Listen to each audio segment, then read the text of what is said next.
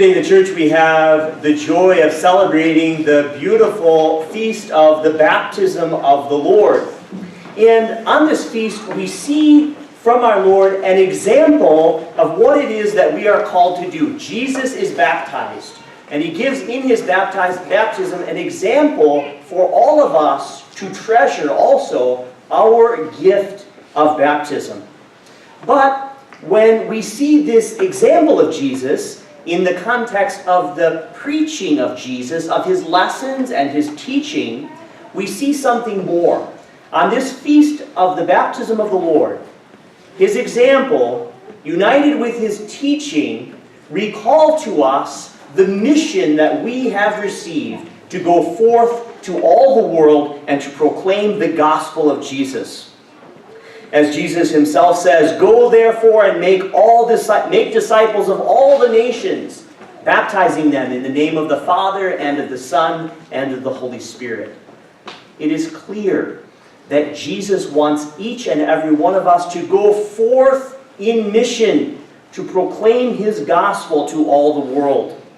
Today I would like to begin a three-part series of homilies on the topic of evangelization.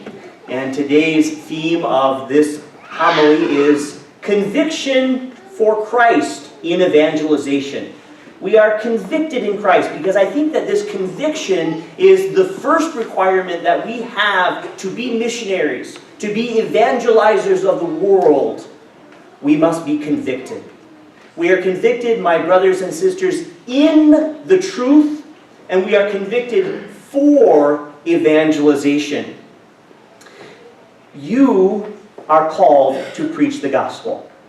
Each person here, not your spouse, not your mother or your brother, the person sitting next to you in the pew, you are called to be a proclaimer of the gospel of Jesus in the world. St. Paul, in his letter to the Romans, reminds us of this truth when he says, "How can a non-believer call on one in whom they have not believed? And how can they believe in one whom they have not heard? And how can they hear if there is no one to preach? And how can anyone preach if there is no one who is sent?" What St. Paul is saying is, for there to be believers that call on the Lord, we must be sent forth to proclaim the gospel to those who do not yet believe. You are called to be evangelizers. It's a spiritual reality. It's reasonable, and it is a precept of the church. Now, we might stop for a moment and sort of think, okay, does Jesus need us to proclaim the gospel? And the answer to that we could say is no. And also yes. In one sense, God does not need us. He's omnipotent. He's perfectly powerful. He has all the power of the whole universe. However, Jesus has created a system of evangelization in which he has chosen to depend on us for the proclamation of the gospel. And so we must say, does Jesus depend on us? Yes. With a resounding yes, Jesus needs you to proclaim his gospel to the world. When I was in college, I had the great joy of having a number of young Christian men who were really good friends and very on fire with the faith. Not all of the group was Catholic. We had Catholics and Protestants and some evangelists in the group, but we were all really excited about the faith we had in Jesus. And I remember one of the men in this group, he shared a story of one of his friends, sort of an exciting kind of thing that happened. This guy was a new Christian. He just converted his life to Jesus, right? You see these people. They're excited, they're on fire, they're ready to go out and preach the gospel of Jesus. So he decided that the best thing for him to do to proclaim the gospel is he was going to go downtown Chicago, and he was going to sit on the street corner there, and he was going to proclaim the gospel to whoever happened to be passing by. Now, I'm not giving this as an example that that's what you all should start doing tomorrow morning. However, this is what this guy decided to do. He's going to go out, he's going to proclaim the gospel. He was so excited. And so he's standing on the street corner there, and you can imagine most people thought he was crazy.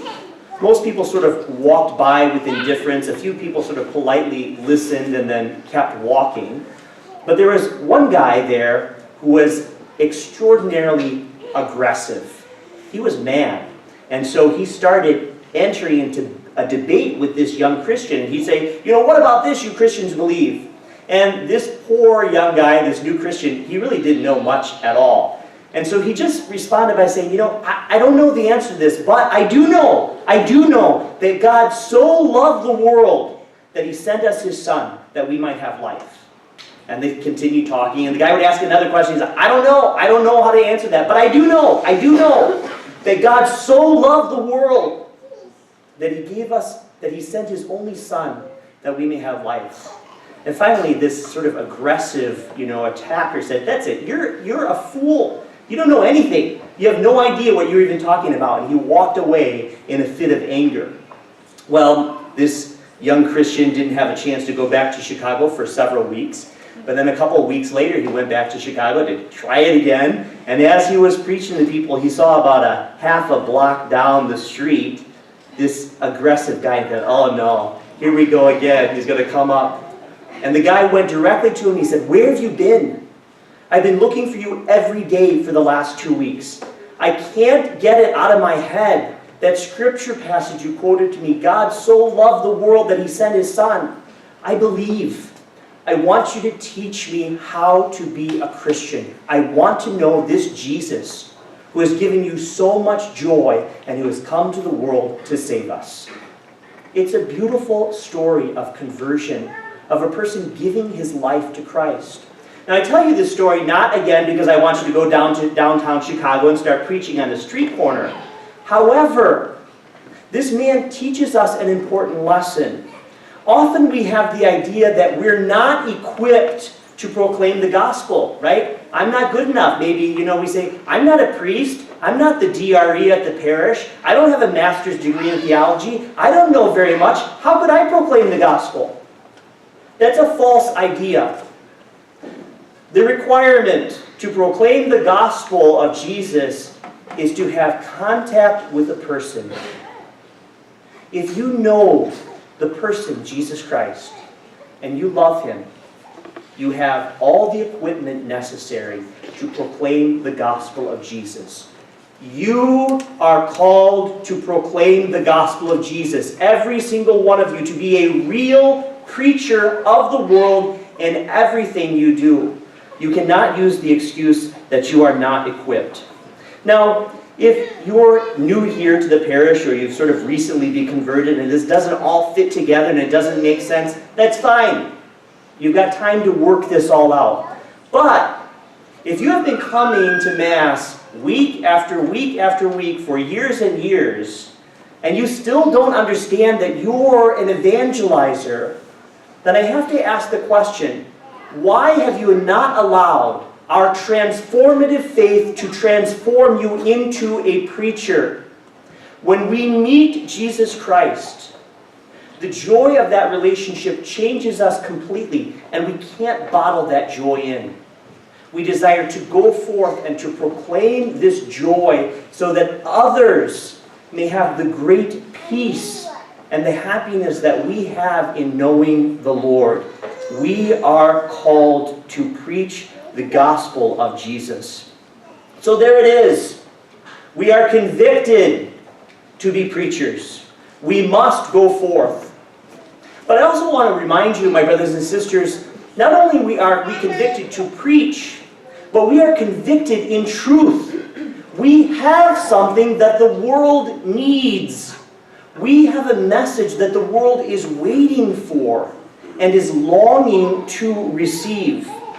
I want you to remember that the heart of the message that we give, the central truth that we manifest to the world, is that God so loved his Son that he came to give us life.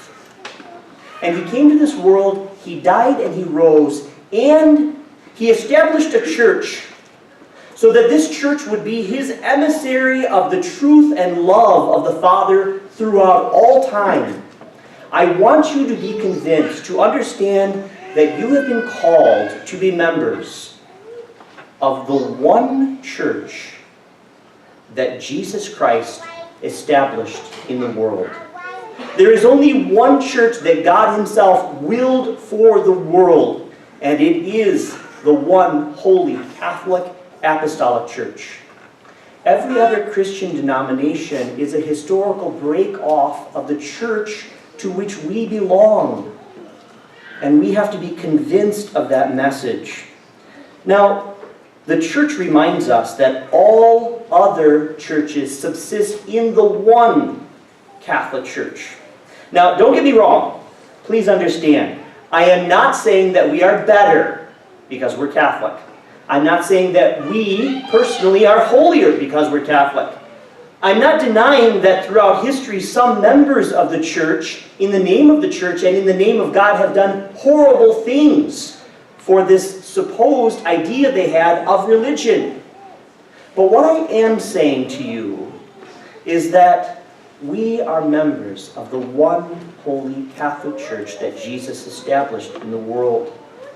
That we have the easiest and most direct route to heaven because we have been given this gift through no merit of our own. We, my brothers and sisters, must rejoice in the gift of the holy sacraments, in being members of the fullness of truth. We know that there are other very good Christian men and women who are not part of the Catholic Church, who are members of other ecclesial communities. The church does not teach that these people will go to hell. The church does not teach that you must be Catholic to go to heaven. But the church does teach that we have the fullness of all truth. And for that we give thanks to God. And so, my brothers and sisters, we are convicted to proclaim the gospel, and we are convicted to proclaim a real truth, the full gospel that we have received from Christ. To whom do we preach? To the whole world. And we don't preach the gospel in any way that is condemnatory, right? The people who don't come to Mass with us every Sunday, they're not bad people. They're good people. I know you all have family, friends, myself, brothers and sisters, people that I love. And they're good people. They really try. They're affectionate, they're caring, they're generous, they're good people. But they have not received yet the fullness of truth. I think it's like this, a little example for you. Imagine a person who wants to be really healthy. They want to be super healthy physically. And so they do cardiovascular exercise all the time. They work out with weights. They get enough sleep, right? They're really trying to be the best they can be. Except they eat McDonald's and Burger King and junk food all day long. What do you think? They're trying. They're really trying. They're trying their best. They're exercising. They're putting lots of effort. They're trying to get enough sleep. But they are not being nourished in a way that their physical health is really the best it could be. That's the people who are not with us. They're good people. They're trying. They want to raise their family in the best way possible. They want to be generous. They want to be the best person they can be, but they have not yet come to realize that to be fully spiritually healthy, they need to be nourished on the Word of life and the bread of life that we have here in the gift of the Eucharist. And it is our job to tell them in love, not to condemn them, but to invite them to be more than they already are in the power and the love of Christ. My brothers and sisters, the world is lonely, and it needs the message of Christ. We are called to tell them about Christ and to challenge them in His love to become more. It is my goal that this parish would know what we have received, and that this parish will go forth and preach what we have received, that we will go out to all the world and share with them the great joy we have received in Christ. Because, my brothers and sisters, we, the people of God, are convicted in the truth and convicted for evangelization and the salvation of the world.